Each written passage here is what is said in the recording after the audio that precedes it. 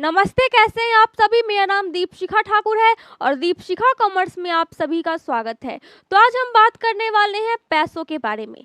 पैसे अगर कम होते हैं तो हम उसको घर में रखते हैं, पैसे अधिक होते हैं तो हम उसको बैंक में जमा करते हैं सेफ्टी पर्पज से। लेकिन जिस पर्पज से जमा करवा रहे हैं हम पैसे, क्या उस पर्पज के हिसाब से हमारा अकाउंट है?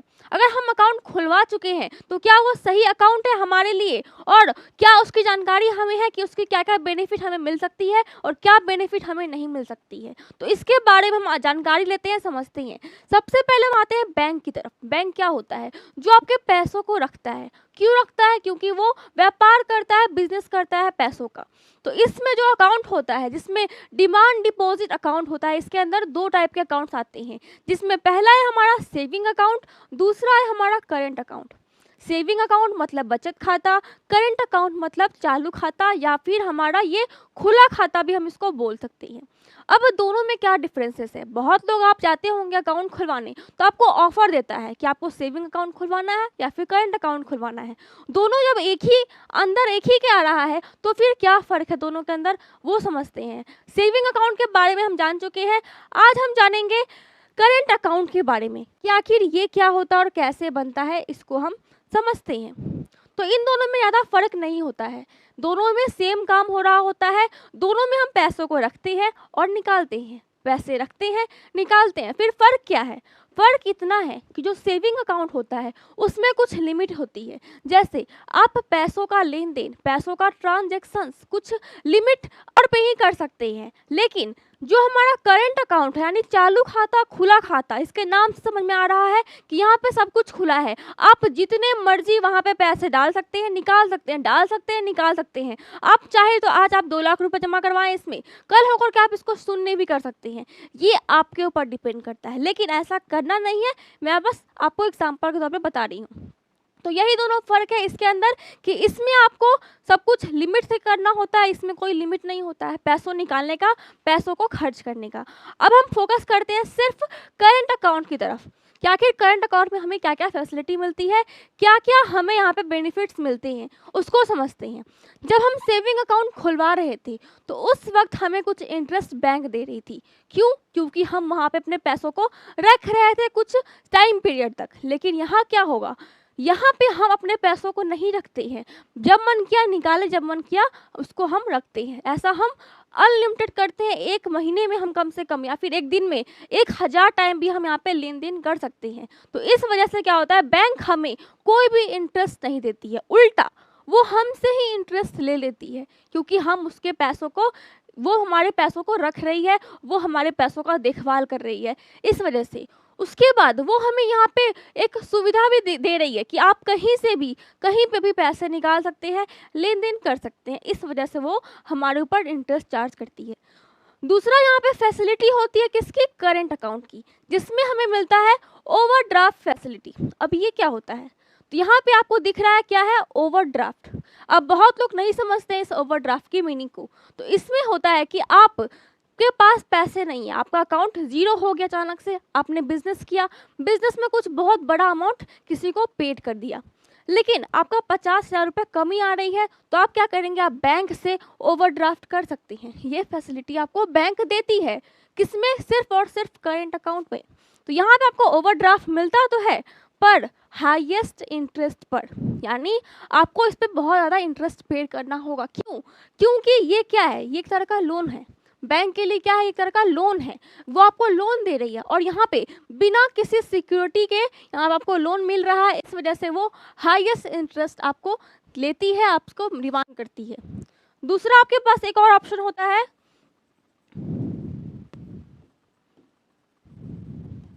Cash credit. इसमें भी ये एक तरह का लोन होता है, जो कि आप करंट अकाउंट अगर खुलवा चुके हैं तो आप ले सकते हैं। इसमें बेनिफिट ये होता है कि आपको इसमें बहुत ही कम इंटरेस्ट देना पड़ता है, बहुत ही कम इंटरेस्ट यहाँ पे आपको पेड करना होता है बैंक को। लेकिन दोनों क्या है? दोनों तरह का क्या है? लोन। अब हम यहाँ पे आते हैं कि ये लोन की बातें हो गई, हमें यहाँ पे कोई इंटरेस्ट नहीं मिलेगा, ये भी हम जान चुके हैं। इसमें बैंक एक और आपको फैसिलिटी देती है, वो क्या होता है कि आप अगर बैंक से बोलते हैं कि ठीक है मैं इतना सर्टन अमाउंट बैंक से नीचे नहीं जाऊंगा, यानी मैं 50,000 रुपया हमेशा अपने करंट अकाउंट में रखूंगा, उससे नीचे मैं अपने पैसों को नहीं गिरने दूंगा, तो उस पर बैंक आपको 50,000 के ऊपर इंटरेस्ट पेड कर सकती है। लेकिन अगर वो इंटरेस्ट नीचे गया तो आपसे पेनल्टी का चार्ज भी वो भुगतान के तौर पे मांगेगी, इसलिए ये करने से पहले भी एक बार सोच लीजिएगा। अब हम आते हैं करंट अकाउंट के कितने प्रकार होते हैं, यानी यहाँ पे करंट अकाउंट भी बहुत तरीकों में बटा हुआ है, उसको समझ लेते हैं। पहला होता है हमारा प्रीमियम करंट अकाउंट, यानी इसको हम हिंदी में भी प्रीमियम ही बोलते हैं, प्रीमियम करंट अकाउंट यानी चालू खाता। तो इसमें क्या होता है कि जब आप अपना ये अकाउंट खुलवाते हैं, करंट अकाउंट में ये ऑप्शन मिलेगा आपको कि प्रीमियम खुलवाना है, तो उसमें आप हाईएस्ट ट्रांजैक्शंस की आपको यहाँ पे लिमिट मिलेगी, आप जितने मन उतने ट्रांजैक्शन कर सकते हैं, अनलिमिटेड, यानी यहाँ पे कुछ भी बाउंडेशन नहीं मिलेगा आपको। अलग अलग ब्रांच में क्या होता है कि आपको अलग अलग तरीके के लिमिट लगा देती है कंपनी और या फिर बैंक, लेकिन यहाँ पे ऐसा नहीं होगा। आप कोई भी बिजनेस करेंगे, कितने भी लेन देन करेंगे, यहाँ पे कोई फर्क नहीं पड़ेगा आपको। दूसरा आता है हमारे पास स्टैंडर्ड करंट अकाउंट, यानी यहाँ पे स्टैंडर्ड की बातें हो रही है, यानी आपको कुछ यहाँ पे स्टैंडर्ड फैसिलिटी मिलती है बैंक के द्वारा, जहाँ पे आपको NEFT, RTGS और नेट बैंकिंग, SMS बैंकिंग जैसी फैसिलिटी यहाँ पे मिलती है ट्रांजेक्शन्स करने के तौर पे। तो ये होता है किसके अंदर, स्टैंडर्ड करंट अकाउंट के अंदर। नेक्स्ट आता है हमारा पैकेज्ड करंट अकाउंट। ये एक तरह का क्या होता है, ये एक तरह का हमारा बीमा होता है, इंश्योरेंस होता है। बहुत कम लोग इसको यहाँ पे यूज़ करते हैं, जिसमें क्या होता है कि आपको एक इंश्योरेंस के तौर पे एक बीमा आप करवा देते हैं बैंक के तौर पे, जैसे चालू यात्रा बीमा और दुर्घटना बीमा, ऐसे तरह की इंश्योरेंस आप यहाँ पे करवा सकते हैं बैंक के संबंधित करंट अकाउंट के अंदर। अब नेक्स्ट लास्ट एंड फोर्थ क्या आता है हमारा, फॉरेन करंट अकाउंट। अब ये क्या है, यानी यहाँ पे क्या होता है कि आप जब विदेशी करेंसी में, विदेशी डॉलर में, पैसों में आप यहाँ पे लेन देन कर रहे होते हैं, यानी आपका व्यापार जो है, आपका जो बिजनेस होता है वो विदेशों में हो रहा होता है, उस वक्त आप इस टाइप के करंट अकाउंट का यूज़ करते हैं, जिसमें आप विदेशी करेंसी को यहाँ पे लेन देन कर रहे हैं। तो ये आपको समझ में आ गया होगा, 4 टाइप किसके अंदर, करंट अकाउंट के अंदर। जो हम बेसिक अकाउंट खुलवाते हैं नॉर्मल लोग यहाँ पे इंडिया में, वो क्या आता है हमारा स्टैंडर्ड करंट अकाउंट या फिर प्रीमियम करंट अकाउंट। ये 2 अकाउंट ज़्यादा फेमस है इंडिया में, लोग इसी को ज़्यादा प्रीफर करते हैं।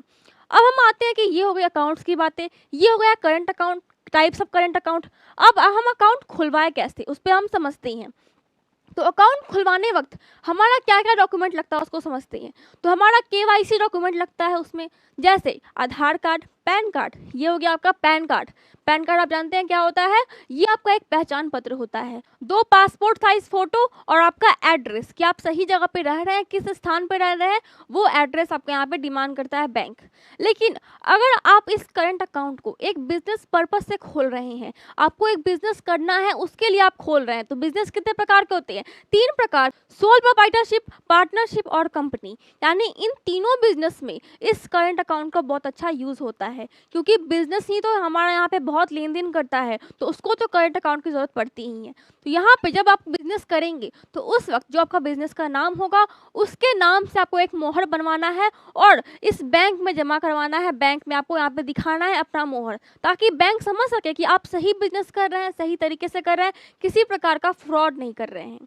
अब नेक्स्ट स्टेप हमारा आता है कि हमने अकाउंट खुलवा लिया, हमने देख लिया कितने प्रकार के अकाउंट्स होते हैं।